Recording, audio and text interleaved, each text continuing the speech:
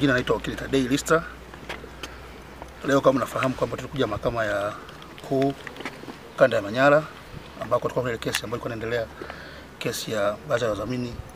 chama cha demokrasia na maendeleo Chadema dhidi ya msajili wa vyama vya siasa pamoja na mwanasheria mkuu wa serikali. Kama mnakumbuka, hii kesi ni matokeo ya ule uamuzi tarehe mwezi wa 8 ambako mahakama kuu ilitupa ruhusa kuleta kesi ya judicial review kwa ajili ya maamuzi yaliyofanywa na ofisi ya msajili wa vyama vya siasa ya chama cha demokrasia na maendeleo Chadema. Kwa hiyo yale maombi ya judicial review, maombi mama, tuliyafaili tarehe 10 mwezi wa 9 na leo yakapangwa kuja kusikilizwa. Sasa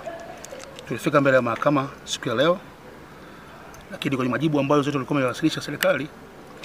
moja mambo ambayo ilikuwa kwenye majibu yao ilikuwa ni pingamizi ya maombi yetu kutosikilizwa leo, kwa sababu wamepeka nia mahakama ya rufaa nia kukata rufaa dhidi ya uamuzi ule wa mwezi wa 8 Mheshimiwa Jaji Kamzola wa kutupa ruhusa kwa hatua hii ya pili ambayo tulikuwa siku ya kuja kusikilizwa. Sasa pale hapo kuna pingamizi la awali, amwezi kuanza na kesi ya msingi mpaka mjadili kwanza ile pingamizi la awali na mnajipatia ufumbuzi. Sasa kimsingi baada ya majadiliano hilo pingamizi la awali ya kwamba tulikuwa tunakubaliana kwamba kimsingi kama kuna taarifa kukata rufaa mahakama ya rufaa,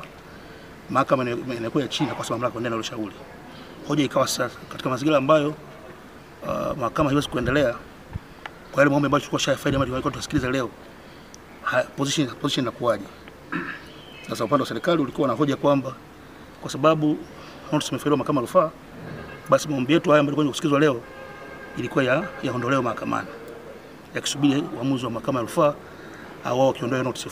hiyo taarifa kata rufaa. Lakini sisi kwa upande wetu tukawa na mtazamo mwingine kwamba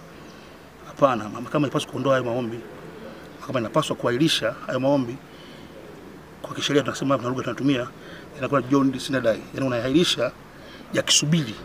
uamuzi wa mahakama ya rufaa au hiyo taarifa kata rufaa inapokuwa imeondolewa. Kwa baada ya majadiliano kwenye hoja hizo mbili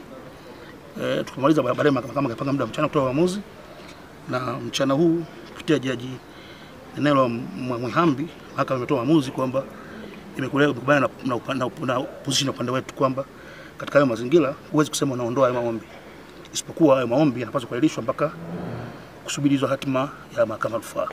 Kwa tupokea uamuzi, na kwa msingi huo sasa ni kwamba maombi yetu yale ambayo ilikuwa tuyasikilize leo yameahirishwa na mahakama yakisubiri hatima ya hiyo rufaa ambayo Jamhuri imeipeleka kwenye mahakama ya rufaa, au kama itafika mahali watahukumu ondoe ni hapo kwa rufaa, basi atarudi